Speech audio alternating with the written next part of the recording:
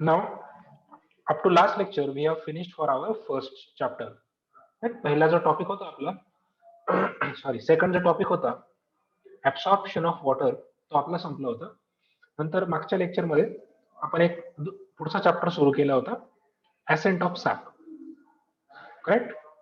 Now, within ascent of sap, we have talked about introduction, definition, and also we have talked about path of ascent of sap. तुम्हाला आठवत असेल तर परत एकदा quickly revise करतो मी. सो ascent of sap म्हणजे काय? The upliftment of water and minerals from root to the shoot of the plant. म्हणजे ऍब्सॉर्ब केलेले न्यूट्रिएंट्स आणि वॉटर जे आहे ते ऍब्सॉर्ब केलेलं न्यूट्रिएंट आणि वॉटर रूट पासून तर शूट पर्यंत अपवर्ड मुवमेंट होण्याची जी प्रोसेस आहे त्याला म्हटलं आता. सर आवाज येत नाही. आवाज येत नाही, चेक करा बरं. सर्वांना येतोय का? कुणाला येतोय कुणाला नाही येतोय प्लीज चेक. येतोय सर, येतोय. येतोय सर. येतोय सर. ओके, ज्यांना आवाज येत नसेल ना त्यांनी डिस्कनेक्ट करून परत रिजॉईन करा. Just wait for 1 minute.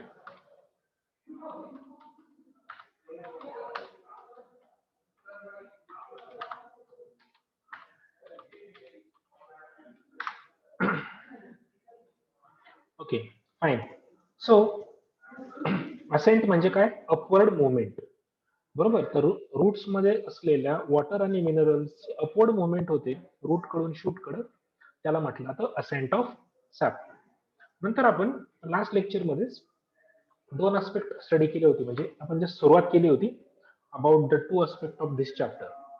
Right. Now these two aspects are, the first aspect is path and second is mechanism of ascent of sap.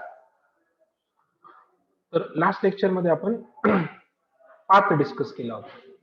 Path म्हणजे काय? First, there is entry of sap. Sap means the solution of water and minerals in the soil.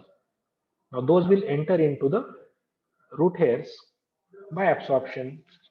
Then from root hairs it will reach to epiblema, then cortex, then endodermis, pericycle, xylem tissue, and finally the xylem vessels. So this part comes under the anatomy of root. Correct. So this much pathway is being seen in the root itself.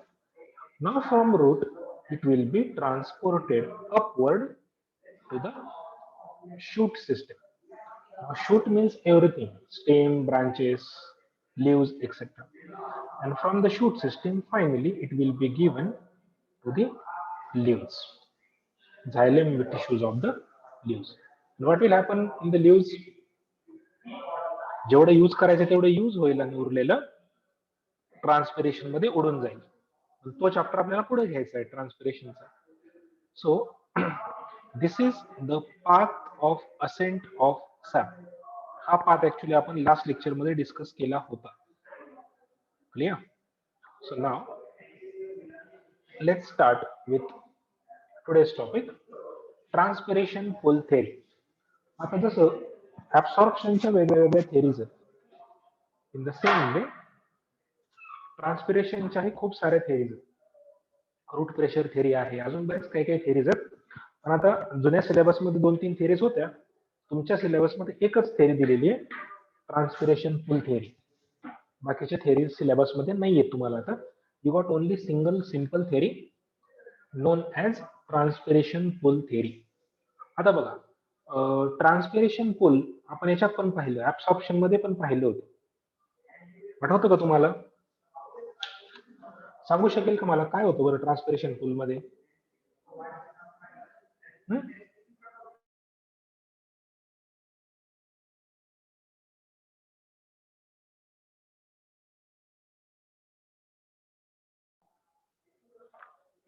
Transpiration पुलची काय concept होती?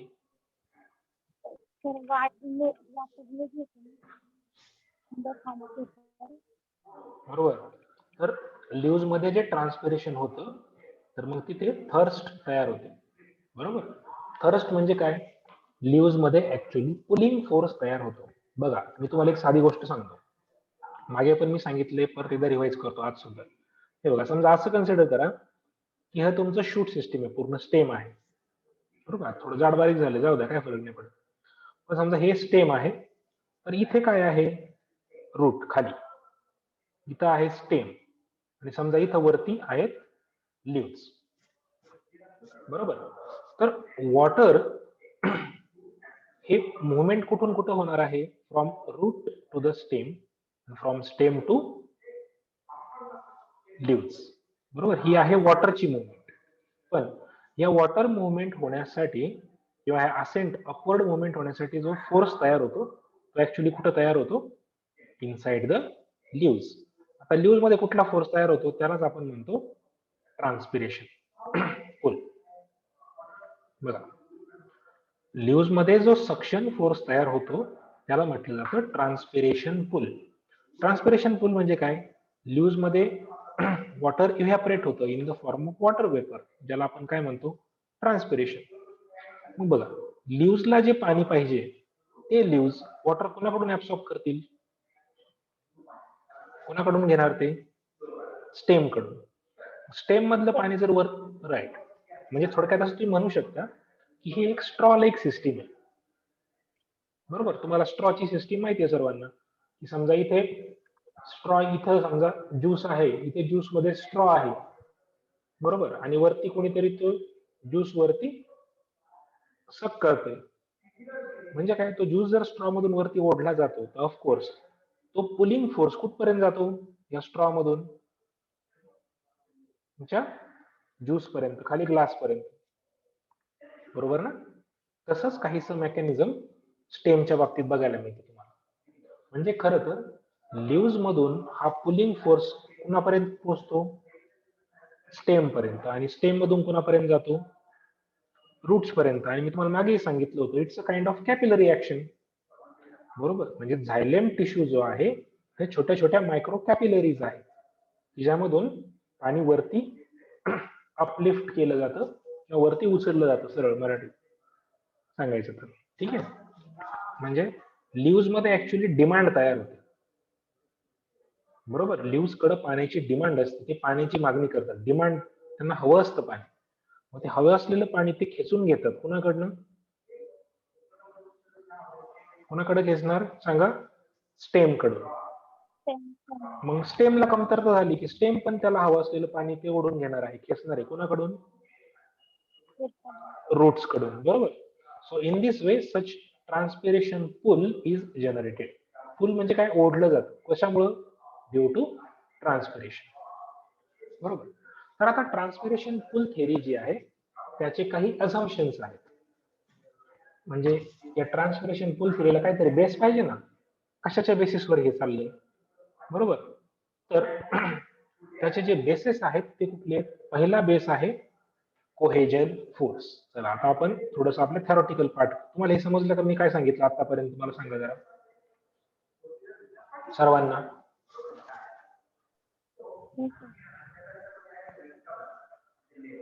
Transpiration पुलची तुम्हाला एक theoretical concept कळली का, काय होते, म्हणजे just orally, ती जर कळली असेल तर मग मी तुम्हाला आता एक पॉइंट एक्सप्लेन करतो सगळे. हो सर. Okay, good. सो बघा, आता ट्रान्सपिरेशन पुल थेरीचं सगळ्यात पहिलं अझम्पशन जे आहे ते काय आहे, कोहेजिव्ह फोर्स. आता कोहेजिव्ह फोर्स म्हणजे काय, मी मागे पण सांगितलं होतं तुम्हाला, the force of cohesion and adhesion, बरोबर. So cohesive force means what, the force of attraction between two similar molecules. तर आता इथे बघा, मी तुम्हाला इथे एक्सप्लेन करतो. समजा ही तुमची कॅपिलरी असं कन्सिडर करा. आता कॅपिलरी म्हणजे खरं तर हा स्टेम मधला झायलेम व्हेसल आहे, ओके. याची वॉल कशापासून बनली, समजा हा आहे तुमचा झायलेम, बरोबर. तर मला सांगा, झायलेमची वॉल कशाची बनलेली असते, it is made up of, correct, it is made up of cellulose. आणि मग याच्या आतमध्ये इथं काय असणार आहे, सगळं वॉटर, बरोबर. या झायलेम मध्ये काय भरलेलं सगळं, वॉटर, लाईक कॅपिलरी ऍक्शन, बरोबर. मग आता इथं दोन फोर्सेस काम करतात. पहिला काय आहे cohesive force. Cohesive force is present between two water molecules, any two water molecules. दोन सारख्याच मॉलिक्युल्स मधला फोर्स म्हणजे कोहेसिव्ह फोर्स. म्हणजे वॉटर वॉटर मॉलिक्युल मधला जो फोर्स आहे, अट्रॅक्शन आहे, त्याला म्हणायचं कोहेसिव्ह फोर्स. तर व्हेरी इम्पॉर्टंट काय पार्ट आहे बघा, तर इथं फोर्स ऑफ अट्रॅक्शन जो आहे किंवा कोहेसिव्ह फोर्स आहे तो किती असतो, जवळजवळ it is very strong and it is up to 350 atmosphere. बघा तो पूर्ण त्याचा प्रेशर कितीपर्यंत असतो, जवळजवळ हाऊ मच, 350 ऍटमॉस्फिअर. आणि it is very strong force of cohesion between water molecules. आता ऍटमॉस्फिअर हे आपलं प्रेशरचं युनिट आहे ना, 1 ऍटमॉस्फिअर म्हणजे आपला ऍटमॉस्फिअरिक प्रेशर असतो. तर हा त्याच्या जवळजवळ 350 टाइम जास्त आहे, 350 ऍटमॉस्फिअर्स.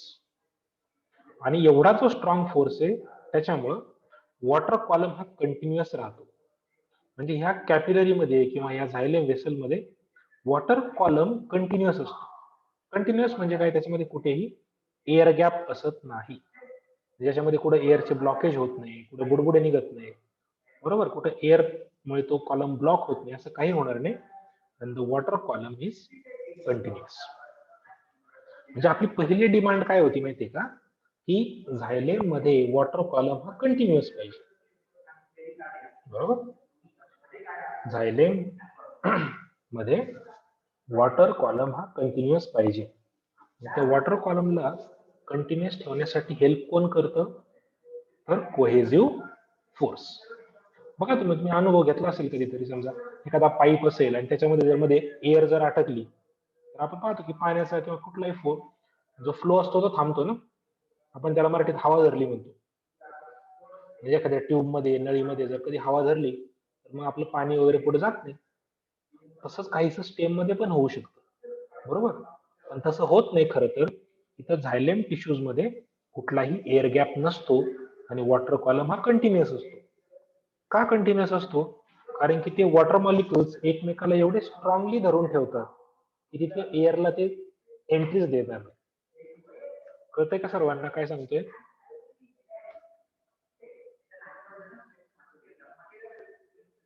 सर समजतंय का बाळांनो तुम्हाला? Sir. Yes sir. Okay good. म्हणजे बघा इथे आता पहिला ट्रान्सपिरेशन पूलचा बेसिस काय आहे, कोहेसिव्ह फोर्स, बरोबर. So cohesive force present between water molecules maintains the continuous water column, due to which the water is maintained in the vessels without any air gaps. And this is because the force of attraction is very strong, that is about up to 350 atmospheres. Okay. आता हे झालं पहिलं ऍझम्पशन. पुढचं जे ऍझम्पशन आहे ते आहे adhesive force. आता अडेसिव्ह फोर्स कोणामध्ये असणार आहे सांगा, काय वाटतं तुम्हाला? समजा हेच आपण कंटिन्यू ठेवूया, बरोबर. अडेसिव्ह फोर्स कोणामध्ये असतो? adhesive force is present between water molecule and wall of the xylem. म्हणजे जसं कॅपिलरी ट्यूब मध्ये असतो ना पाणी आणि ग्लास सोबत, तसं इथे या वॉटर आणि झायलेम वेसलची जी वॉल आहे इथे युबी, याच्यामध्ये कुठला फोर्स ऑफ अट्रॅक्शन असतो? adhesive force of attraction. And it is again a very strong attractive force. हा फोर्स सुद्धा स्ट्रॉंग अट्रॅक्टिव्ह आहे. And that's why water column is attached always to xylem. आणि म्हणून वॉटरचा जो कॉलम आहे तो या झायलेमच्या वॉलला कधी सोडतच नाही. It remains always attached. आता बघा, म्हणजे तुम्हाला दोन गोष्टी कळल्या याच्यावरून. काय की इथे वॉटर वॉटर मध्ये कुठला फोर्स आहे? कोहेसिव्ह. बरोबर. आणि वॉटर आणि झायलेम मध्ये कुठला फोर्स आहे? ऍडेसिव्ह. Okay. Correct.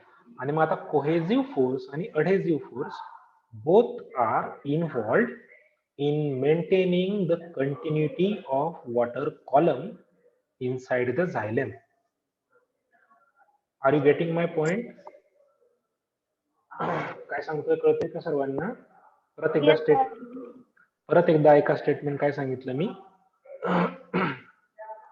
Cohesive force and adhesive force are involved in maintaining the continuity of water column inside the xylem vessels, so that water is continuously maintained from root to the stem to the leaves.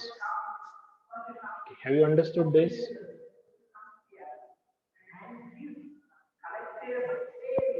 Yes, sir. Very good. Okay, so if you are fine with this, then it is okay, very okay. Okay, let's start with the next one. आता cohesive आणि अडेजिव्ह force मुळे transpiration फुल theory work करते हे कळलं आपल्याला. आता तिसरा जो अझम्पशन आहे तो आहे ट्रान्सपिरेशन. म्हणजे ह्या पाणी वरती उचललं जाण्यासाठी तीन गोष्टी खरं तर रिस्पॉन्सिबल. पहिली गोष्ट कोहेजिव्ह फोर्स, सेकंड अडेजिव्ह फोर्स आणि तिसरा आहे आता फॅक्टर कुठला? Transpiration. Okay, so what is transpiration by definition? Loss of water vapor through stomata or through the aerial plant parts. The loss of water through stomata generates a strong pulling force in the leaf. मी तुम्हाला आधी पण सांगितलं, transpiration मुळे leaves मध्ये एक strong pulling force generate होतो. बरोबर? कशा थ्रू? मोस्टली वॉटर स्टोमाटा थ्रूच इव्हॅपोरेट होतं, ट्रान्सपिरेशन होतं. Right? Now this transpiration pull, it is very high and this tension is actually transmitted up to the root hairs through this water column. म्हणजे मी तेच सांगतोय तुम्हाला पुन्हा पुन्हा की जसं हे स्ट्रॉचं एक्झाम्पल दिलं आपण, इकडनं समजा वरच्या बाजूने जर वरती खेचलं जाते तर हा वॉटर कॉलम ते टेन्शन कुठपर्यंत घेऊन जातो? खालपर्यंत, रूट्स पर्यंत. बरोबर? इथून, आणि मग इथून ते खेचलं जाणार आहे. म्हणजे लीव्स मध्ये तयार झालेला सक्शन फोर्स ह्या वॉटर कॉलम मधून कंटिन्युअसली रूट पर्यंत पोहोचतो आणि मग so that the water is actually forcefully lifted upward up to the leaves. Have you understood this? काय सांगतोय कळतंय का बाळांनो सर्वांना?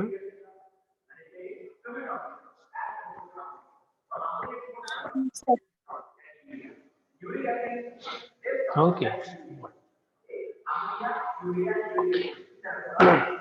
आता एवढं जर तुम्हाला कळलं असेल तर बघा, आता वॉटर कॉलम जो आहे मग हा कंटिन्युअसली कशाखाली असतो? It is continuously under high surface tension. बरोबर? This water column is continuously under high tension. का? कारण त्याला कंटिन्युअसली एका बाजूने ओढलं जाते. So of course water column is actually continuously under high tension. Okay. आणि याची जर आपण व्हॅल्यू काढली, म्हणजे जर हा फिजिकली जर आपण मोजला तर त्या फोर्सची व्हॅल्यू किती असते? जवळजवळ अप टू 20 to 200 ऍटमॉस्फिअर्स. 20 ते 200 ऍटमॉस्फिअर इतकी त्याची व्हॅल्यू असते. आणि ही व्हॅल्यू खूप झाली. कशासाठी?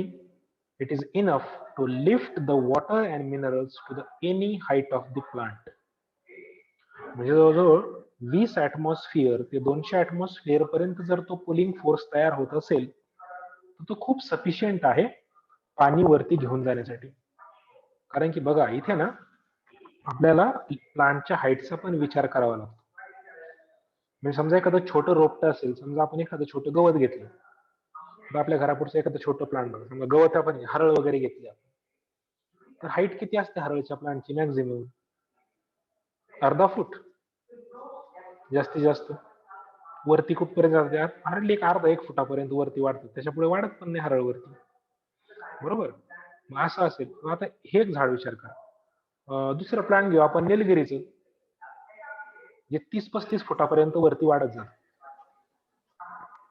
Am I right?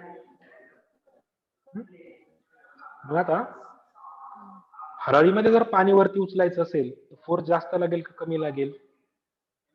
कम्पॅरेटिव्हली कमी लागणार. जास्त. ए हरळीमध्ये कमी लागणार.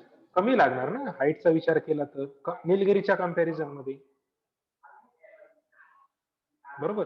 निलगिरीचं प्लांट जर तुम्ही घेतलं आणि एका बाजूला हरळीचं प्लांट घेतलं किंवा तुमच्या घरातलं जास्वंदीचं प्लांट घेतलं, दोघांचा विचार केला तर ऑफकोर्स निलगिरीची हाईट जास्त आहे. म्हणजे ग्रॅव्हिटीच्या अगेन्स्ट, बघा वरती पाणी न्यायचंय म्हणजे ऍक्शन कुठं चालतीये? Against gravity. ग्रॅव्हिटीच्या अगेन्स्ट जर एवढ्या पाणी वर उचलायचं असेल तुम्हाला, तर मग काय होणार? मोर अँड मोर फोर्स लागणार आहे. म्हणजे छोट्या प्लांटच्या कंपॅरिझन मध्ये टॉल प्लांट्स मध्ये फोर्स जास्त पाहिजे असतो. आणि अशा प्लांट्स मध्ये सुद्धा हा फोर्स जो आहे हा सफिशियंट ठरतो. कारण की याची व्हॅल्यू किती असते? जवळजवळ 20 ते 200 ऍटमॉस्फिअर. म्हणजे एखादं छोटं प्लांट घेतलं काय किंवा निलगिरी सारखं मोठं प्लांट घेतलं काय, काही फरक पडत नाही. सगळ्या प्लांट्स मध्ये वॉटर हे कुठल्याही हाईट पर्यंत पोहोचवलं जातं due to these 3 things: cohesive force, adhesive force and third is transpiration. Okay, समजतंय ना तुम्हाला काय चाललंय? Yes or no? Yes, sir. Yes.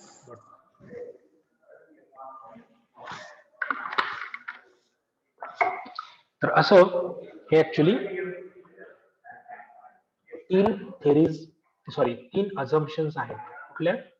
Transpiration पूल थेअरीचे हे टोटल 3 अझम्पन्स आहेत: कोहेसिव्ह फोर्स, अडेसिव्ह फोर्स आणि ट्रान्सपिरेशन. कोहेसिव्ह फोर्स काय सांगतो आपल्याला? वॉटर कॉलमची कंटिन्युटी मेंटेन ठेवली जाते. कशामुळं? Due to strong force of attraction between water molecules. दुसरं, अडेसिव्ह फोर्सचा अझम्पशन काय सांगतो आपल्याला? वॉटर कॉलमची कंटिन्युटी मेंटेन ठेवली जाते. कशामुळं? Due to strong adhesive force between water and wall of xylem. आणि दोन्ही फोर्सेस हे सफिशियंटली स्ट्रॉंग असतात. आणि तिसरा अझम्पशन आहे ट्रान्सपिरेशन. म्हणजे काय? The water is continuously pulled due to transpiration from leaves, and this tension is carried up to the roots, and the value of this force is very high, up to 20 to 200 atmospheres, and this is enough for the water to move upward to any height. कितीही हाईटचं plant असू द्या, पाणी वरती जाणार म्हणजे जाणार. Is it clear to you? 3 assumption सर्वांना समजले का? हे लक्षात ठेवा, जर तुमची एक्झाम थेरॉटिकल टाईपची जर झाली तर त्याच्यावरती कंपल्सरी प्रश्न असतो. ट्रान्सपिरेशन पूल थेअरीवरती एक कंपल्सरी प्रश्न असतोच. प्लीज रिमेंबर दिस. आता याचे 2 अझम्पशन्स आहेत, सॉरी 2 एव्हिडन्सेस आहेत. अझम्पशन केले आपण, पण त्याला काहीतरी एव्हिडन्स पाहिजे ना, बरोबर? म्हणजे फक्त अझम्पशन करून चालेल का? तर नाही, आपल्याला काहीतरी त्याला एव्हिडन्स द्यावा लागणार की काही प्रूफ पाहिजे काहीतरी.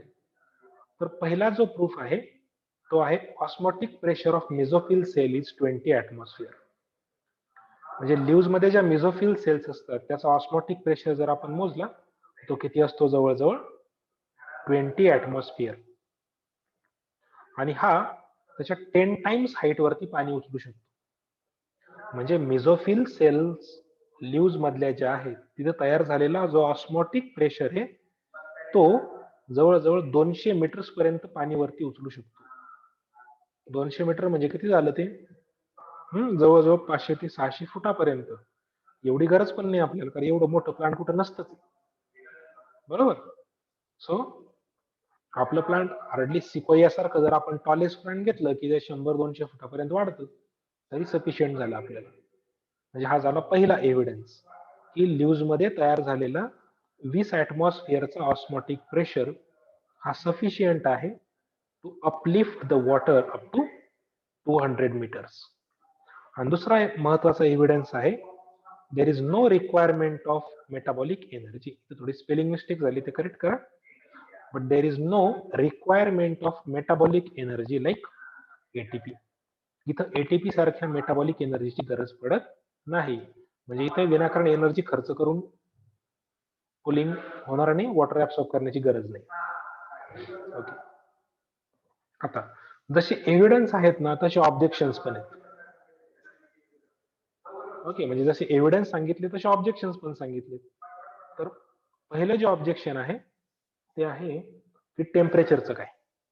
बघा, दिवसा टेम्परेचर कसं असतं, डे टाइमला हाय असतं आणि नाईट टाइमला लो असतं. म्हणजे तिथे डे टाइमचा जर विचार केला तर टेम्परेचर हाय असेल, नाईट टाइमला टेम्परेचर लो असतं.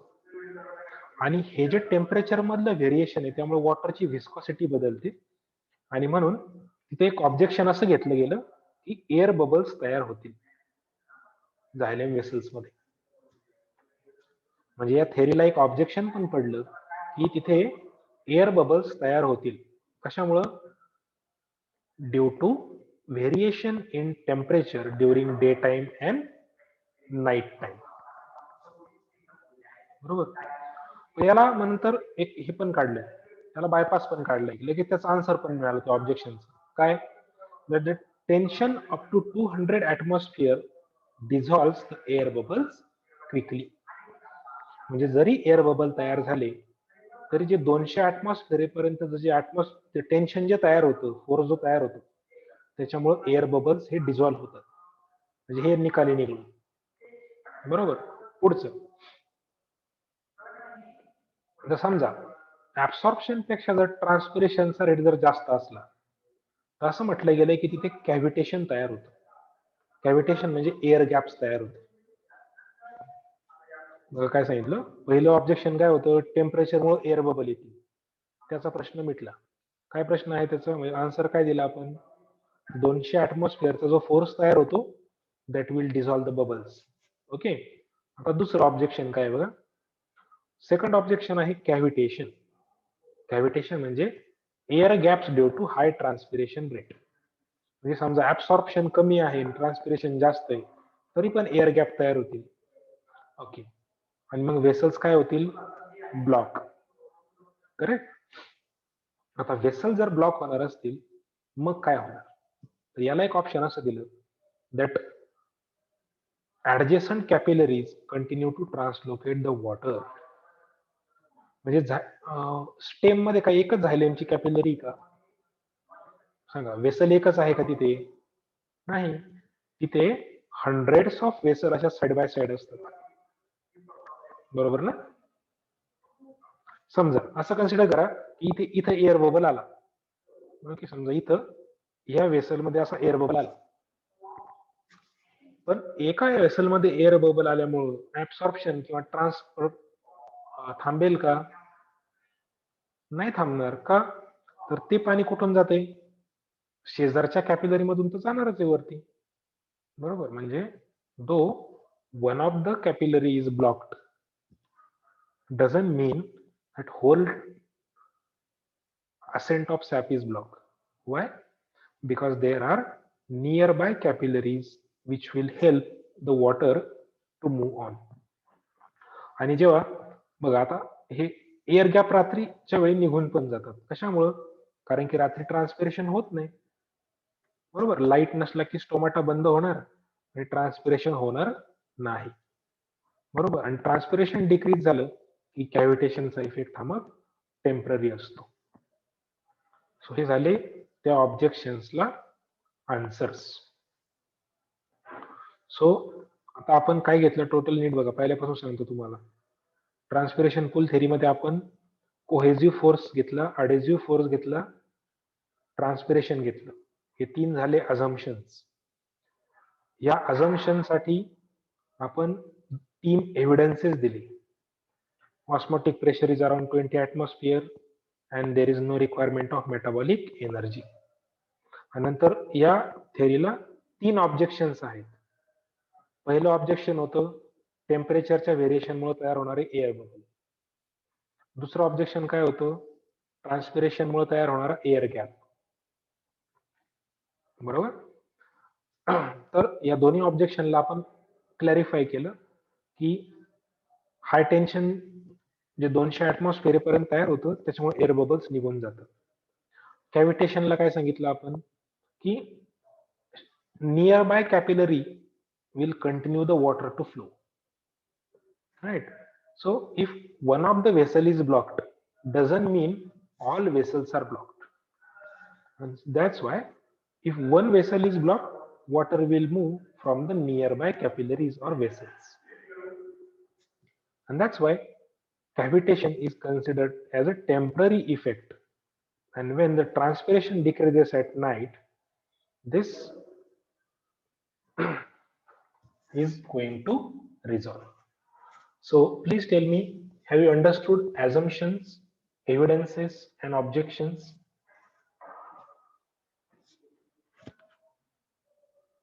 Yes, Yes or sir. no? Yes. सर्वांनी सांगा. आता काय होईल, कोणीतरी एकच सांगते yes sir, yes sir. बाकीच्यांचं काय? So, okay good. चला आपण आता ओके एकच मिनिट राहिलाय. सर्वांनी तुमची चॅट बॉक्स मध्ये अटेंडन्स नोट डाऊन करा सर्वांनी. चला. आणि आता लेक्चर जर आपलं थांबलं तर आपण थांबूया. ठीक आहे. उद्याचा पाठ उद्याच्या लेक्चर मध्ये घेऊया. चला पटकन तुमची अटेंडन्स द्या मला सर्वांनी चॅट बॉक्स मध्ये क्विकली. 1 मिनिटामध्ये लेक्चर आपलं थांबेल. ठीक आहे. आणि सर्वांनी उद्याच्या पासून वेळेत जॉईन व्हायचं. तुम्ही खूप उशिरा जॉईन करता लेक्चर, त्यामुळे आपले पहिले 5-7 मिनिट वाया जातात. तसं काही कोणी करायचं नाही, कारण की सुरुवातीला 1-2 मुलं येतात, बाकीचे येईपर्यंत खूप वेळ जातो आपला. तर तोपर्यंत चला चॅट बॉक्स मध्ये तुमची अटेंडन्स लिहा पटकन.